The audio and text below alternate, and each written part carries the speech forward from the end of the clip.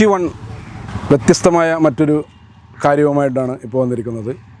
ചരിത്രമുറങ്ങുന്ന ആണ്ടാംകുളം. ഈ ചെമ്പിട്ടപ്പള്ളിയുമായി ബന്ധപ്പെട്ട് ചരിത്രം ഈ ആണ്ടാംകുളത്തിനുണ്ട്.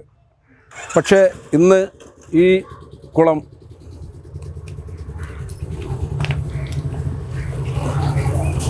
ആർക്കും പ്രയോജനമില്ലാതെ നശിഞ്ഞുകൊണ്ടിരിക്കുകയാണ്.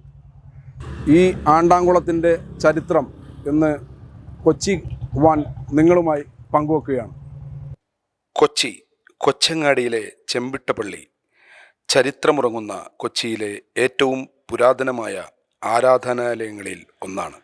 ചെമ്പിട്ടപ്പള്ളിയുടെ പഴക്കം പോലും വസ്തുതാപരമായ ചരിത്ര പഠനം ഇന്നും നടന്നിട്ടില്ല എന്നത് ഒരു ഖേദകരമായിട്ടുള്ളൊരു കാര്യമാണ്.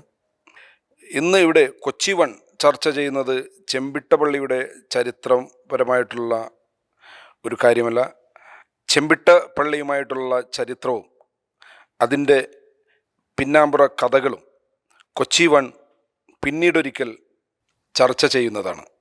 ഇന്നിവിടെ നമ്മൾ ചർച്ച ചെയ്യുന്നത് ചെമ്പിട്ടപ്പള്ളിക്ക് അടുത്തുള്ള ആണ്ടാംകുളം എന്ന ആ കുളത്തെക്കുറിച്ചും അതിൻ്റെ ഇപ്പോഴത്തെ ശോചനീയാവസ്ഥയെക്കുറിച്ചും ചരിത്രപരമായ പ്രാധാന്യത്തെക്കുറിച്ചുമാണ്.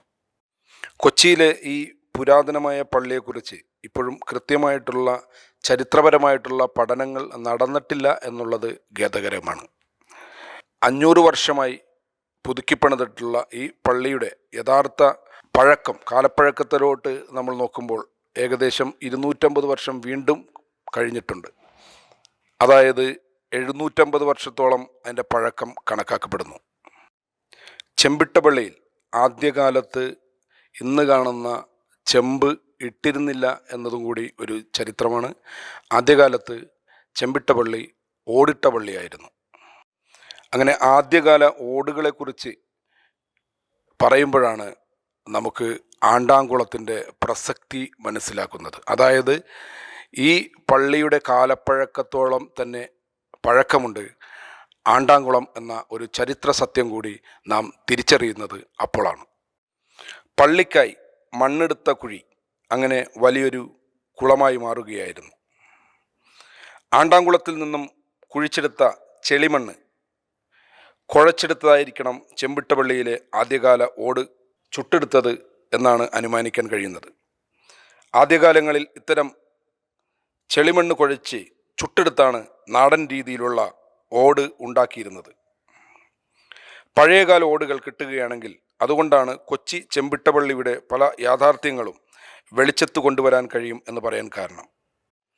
ആദ്യകാലത്ത് ഈ കുളം അറിയപ്പെട്ടത് ആണ്ടവൻ കുളം എന്നാണ്. തമിഴിൽ ആണ്ടവൻ എന്നാൽ ദൈവം എന്നാണ്. ഈ കുളം എൻ്റെ ഓർമ്മയിൽ പള്ളിക്കുളം എന്നാണ് ഞാനിത് കേട്ടിരിക്കുന്നത്. പക്ഷേ ഇപ്പം അത് കോർപ്പറേഷൻ്റെ അധീനമാണ് ഇപ്പോൾ എല്ലാ വർക്കും നടക്കുന്നത്. ജനങ്ങൾക്ക് ആർക്കും ഗുണമില്ലാത്ത അവസ്ഥയിലാണ് ഇപ്പോൾ ഈ കുളം മുന്നോട്ട് പോയിക്കൊണ്ടിരിക്കുന്നത്.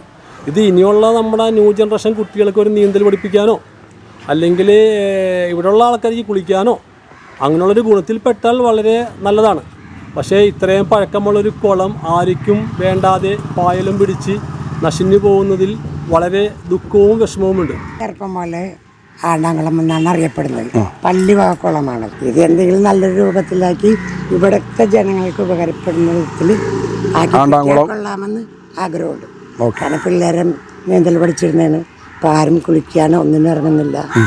ഇപ്പം ഈ പായലിങ്ങനെ കട്ട കൂടിയിട്ട് മീനുകൾ പോലും ചത്തുപോകും തന്നെയാണ്. വലിയ മീനുകളൊക്കെ മീനുകളൊക്കെ ചത്തുപൊന്തി കുറയാണ്. കാരണം ശ്വാസം കിട്ടുന്നില്ല. കാരണം കംപ്ലീറ്റ് അഴുക്കൂടി കിടന്ന് എന്തെങ്കിലും ഉപകാരപ്പെടുന്ന വെച്ച് ചെയ്തിട്ടാൽ ഉപകാരമായിരുന്നു എന്ന് ആഗ്രഹമുണ്ട്. പരിസരവാസിയായ നിസാർ പഠാൻ, ഇത് ഈ കുളം എന്ന് പറഞ്ഞാൽ നമ്മൾ ചെറുപ്പത്തിൽ നീന്തിരുന്നേ. അതെ. ഇപ്പോൾ ഇവിടെ ന്യൂ ജനറേഷനൊന്നും നീന്തറിയില്ല. എല്ലാവരും മൊബൈലിൽ കളിച്ചിരിക്കുക. നമ്മളൊക്കെ ചെറുതിൽ ഇതിലെ ഇവിടുന്ന് ഓടി വന്ന് ചാടലും ഒക്കെ ചെയ്തിരുന്ന പരിസരമാണ്. ഇതിപ്പോൾ ഈ കുളത്തിൽ ചെയ്യാനുള്ള കാര്യം എന്ന് പറഞ്ഞാൽ ഈ കുളം ആകെ അലാക്കായി കിടക്കണം. ഇവിടെ 2 ഇതടിക്കുക. ഏത് ഇവിടെ മുളയടിക്കുക. മുളയടിച്ചിട്ട് നെറ്റ് ഇതേപോലെ നെറ്റ് അടിയിൽ താത്തിയത് ഈ കച്ചറകളൊക്കെ അപ്പുറത്തേക്ക് ഇടാം. അതായത് 2 ഭാഗത്തോട്ട് വിടുക. 2 ഭാഗത്തേക്ക് അടിച്ചിട്ട് നെറ്റ് അടിച്ചു കഴിഞ്ഞാൽ ഈ കച്ചറകളൊക്കെ അങ്ങോട്ട് പൊക്കിയിടാം. ഇട്ട് കഴിഞ്ഞാൽ സെൻട്രൽ ക്ലിയർ ആവും, നല്ല പ്യൂർ വെള്ളമായിരിക്കും. ഓക്കെ. ചാടി കുളിക്കുക സെൻട്രലിൽ നമുക്ക് നീന്താം. പുതിയ ജനറേഷനിൽ നീന്ത് പഠിക്കുക. ഇന്നത്തെ ജനറേഷൻ ആയിരിക്കും നീന്തില്ല. ഇന്നത്തെ മക്കൾക്ക് എന്ന് പറഞ്ഞാല് ഇന്നത്തെ ജനറേഷനാ ആൾക്കാർ കുറെ പഠിപ്പിക്കും, എന്നിട്ട് അവരാ വല്ല ടൂർ വിടും. ടൂർ ഇടുമ്പോ അവര് പോയിട്ട് വല്ല കടലിൽ ചാറും. നീന്തറിയില്ല. അവരെ കടൽ ആവേശം മാത്രമേ ഉള്ളൂ. അവർക്ക് ആവേശമുള്ളൂ എന്ന് വെച്ചാൽ അവര് പഠിച്ച വക്കീലിനാണ്, ഏത് ലോയറിനെ പഠിച്ച് മെഡിസിൻ പഠിച്ച് പിന്നെ പലതും പഠിച്ചിട്ടുണ്ടാവും. പക്ഷെ അവർക്ക് നീന്തറിയില്ല. ചെറിയൊരു ഒന്ന് വെറുതെ ഇങ്ങനെ ഒന്ന് ചെറുതൊന്നും നീന്തണേ അവര് പോകും. അപ്പൊ അവരുടെ ലൈഫ് വളരെ നഷ്ടപ്പെട്ടു. അപ്പൊ നീന്തല് വളരെ അത്യാവശ്യമാണ്. അത്യാവശ്യ ഘടനകൾ നീന്തല്. അപ്പൊ ബെറ്റർ പിള്ളേരെ പഠിപ്പിക്കുക. നീന്തൽ പഠിപ്പിക്കാൻ പറ്റിയ സ്ഥലമാണ്. ഇത്ര വലിയ സ്ഥലം കിടന്നിട്ട് ഇവിടെ ആരും ഒന്നും ചെയ്യില്ല. ഭയങ്കര ചരിത്രമുള്ള ഒരു സ്ഥലം കൂടിയാണ് ഈ ആണ്ടാംകുളം. അതെ. ഇവിടെ ആരും ഒന്നും ചെയ്യല്ല. ഇത്രയും വലിയ കുളം കിടന്നിട്ട് ഇത്രയും ഒന്നും ചെയ്യല്ല. ഇന്ന് ആൾക്കാർ പൂൾ അന്വേഷിച്ചു പോകണം, കാശ് കൊടുക്കണം. കാശ് കൊടുത്ത് ഇപ്പൊ ഫുട്ബോൾ തന്നെ 1000 രൂപ കൊടുത്തിട്ട് ഫുട്ബോൾ കളിക്കണം. ഇത് ഇത്രയും നല്ല ഗ്രൗണ്ട് കിടന്നിട്ട് ഇത്ര നല്ല ഇത് കിടന്നിട്ട് ഒരു പൂളാക്കി എടുക്കാൻ ആണ് എന്റെ അഭിപ്രായം. ഇതൊരു നല്ലൊരു പൂളാക്കുക. എൻ്റെ ഒരു അൽസാദ്. ഞാൻ ജനിച്ചു വളർന്ന ഈ പറമ്പിലാണ്. ആണ്ടാംകുളത്തിന് നേരെ മുമ്പിലുള്ള ഈ പറമ്പിലാണ്. ഈ കുളത്തിലാണ് ഞാൻ നീന്തൽ പഠിച്ചത്. എല്ലാ 14 കുളത്തിലാണ് ഞാൻ നീന്തൽ പഠിച്ചത്. അന്ന് ഈ കുളം ശുദ്ധീകരിച്ചതിൻ്റെ ഭാഗമായിട്ട് ഇതിൻ്റെ 3 ചുവട് 3 വശത്തും ഓരോ ബെർത്ത് കെട്ടിയിട്ടുണ്ട്. ഒരു കുളത്തിൻ്റെ ഉറവ എന്ന് പറയുന്നത് നടുവശത്ത് നിന്ന് വന്നതിനേക്കാൾ കൂടുതൽ 4 വശത്ത് നിന്നാണ് ഒരു കുളവും കിണറിലേക്ക് ഉറവുകൾ വരുന്നത്. ഈ ഉറവുകളാണ് ഇവിടെ ബെർത്ത് കെട്ടിയിട്ട് തടഞ്ഞു വെച്ചത്. അതുകൊണ്ടാണ് ഈ കുളത്തിൽ ഇപ്പൊ നിലവിൽ ഉറവയില്ലാത്തതും മഴക്കാലത്തെ വെള്ളം മാത്രം വന്ന് കെട്ടിക്കിടക്കുന്നതും. ഇതുപോലുള്ള ചെടികൾ, മറ്റു കാര്യങ്ങൾ. ഇതിനു വേണ്ടി നിരവധി ഫണ്ടുകൾ പാസ്സാകുന്നുണ്ട്. നിരവധി പദ്ധതികൾ സർക്കാരുകൾ ആവിഷ്കരിക്കുന്നുണ്ട്. അതൊന്നും യഥാസമയത്ത് നടക്കുന്നില്ല. അതുകൊണ്ടാണ് ഈ കുളത്തിന് ശോചനീയാവസ്ഥ ഉണ്ടാകുന്നത്. ഇത് ശരിക്കും പറഞ്ഞാൽ ഒരു പൗരാണികമായ സംഭവമാണ്. ഇത് സംരക്ഷിക്കപ്പെടുന്നില്ല. ഇതിനെതിരെയൊക്കെ കാരണം പള്ളിയായിട്ട് ബന്ധപ്പെട്ട ഒരു കുളമാണ്. ഇപ്പൊ അത് കോർപ്പറേഷന്റെ അധികാര പരിധിയിലോട്ട് എത്തി വന്നേക്കണേണ്. അത് വന്നതിനിപ്പോ നമ്മളെ രാജമാണിക്യം സാറ് ഇവിടെ വന്ന് കുളം എൻ്റെ കുളം പദ്ധതി നടപ്പിലാക്കി. അനവധി ആളുകൾ ഒരുപാട് പ്രോജക്റ്റുകൾ ആയിട്ട് ചെന്നിട്ടുണ്ട്. പല ആളുകളും ഇപ്പോൾ നമ്മളെ ഫിറോസ് എന്ന് പറയുന്ന ഒരു ഡ്രൈവർ ഈ കുളം ആവശ്യപ്പെട്ടിട്ടുണ്ടായി കോർപ്പറേഷനിൽ. അപ്പോൾ അതിനൊക്കെ കുറേ കാര്യങ്ങളുണ്ട്. അദ്ദേഹം നീന്തൽ പഠിപ്പിക്കാൻ വേണ്ടിയിട്ടാണ് കുറേ ആളുകൾ. ഇതിൽ മത്സ്യകൃഷിക്ക് വേണ്ടിയിട്ട് ചെന്നിട്ടുണ്ടായി കുറേ ആളുകൾ. ഇതൊന്നും ചെറിയ ചെറിയ നിയമവശങ്ങളിലെ കുറ്റപ്പെട്ട് കിടന്നിട്ട്. അല്ല, എനിക്ക് തോന്നുന്നത് മത്സ്യകൃഷിനേക്കാളും കുറച്ചും കൂടി ഉപകാരപ്പെടുന്ന കുട്ടികൾക്ക് നീന്തൽ പഠിപ്പിക്കുന്ന ഒരു സംഭവമായിരിക്കും. അതാണ് നമ്മുടെ ഉദ്ദേശം. അതൊക്കെ തന്നെ നശിഞ്ഞു പോകാതിരിക്കാനായിട്ട്. ഇതേപോലെ ഇപ്പൊ ഫിറോസ് എന്ന് പറയുന്ന ഡൈവറാണ്. അങ്ങനെ ഒരുപാട് ഡൈവേഴ്സ് ഇവിടെ നിന്ന് ഫേമസ് ആയിട്ടുള്ള ഡൈവേഴ്സ് നസീർ അവരൊക്കെ ഇതൊക്കെ ചോദിക്കുന്നുണ്ട്. അതായത് അദ്ദേഹത്തിന്റെ നേതൃത്വത്തിൽ ഫ്രീ ആയിട്ട് ഇത് ചെയ്തു കൊടുക്കാം. ഇപ്പൊ പല സ്കൂളുകളും വിദ്യാഭ്യാസ സ്ഥാപനങ്ങളിലൊക്കെ നീന്തൽ പരിശീലനം നിർബന്ധമാക്കിയേക്കുന്നത്. അത്തരത്തിലുള്ള ഒരു പദ്ധതികളുമായിട്ട് മുന്നോട്ട് പോകണമെങ്കിൽ ഇതൊക്കെ നമ്മളെ യുവതലമുറക്ക് ഉപകാരപ്രദത്തിലേക്ക് എത്തുന്ന രീതിയിലേക്ക് എത്തും. ഇത് ഇന്നിപ്പോ ഈ കുളമായാലും മമ്മസൂർക്ക കുളമായാലും കുളങ്ങളും കിണറുകളും അതായത് ഇതൊക്കെ ഒരു സംഭരണികൾ നമ്മുടെ നിലനിൽപ്പിന്റെ പ്രശ്നങ്ങളാണ്. നശിഞ്ഞും കൊണ്ടിരിക്കുന്നതാണ്. ഇതൊക്കെ പരമാവധി ഉപകാരപ്പെടുത്തണം. യുവതലമുറക്ക് ഉപകാരപ്പെടുത്തണം എന്നാണ് എൻ്റെ ആവശ്യം. പക്ഷെ അതിനുള്ള ഒരു പ്രവർത്തനമാകട്ടെ നിങ്ങളെ പരിശ്രമം എന്ന് ആശംസിക്കുന്നു. Okay, thank you.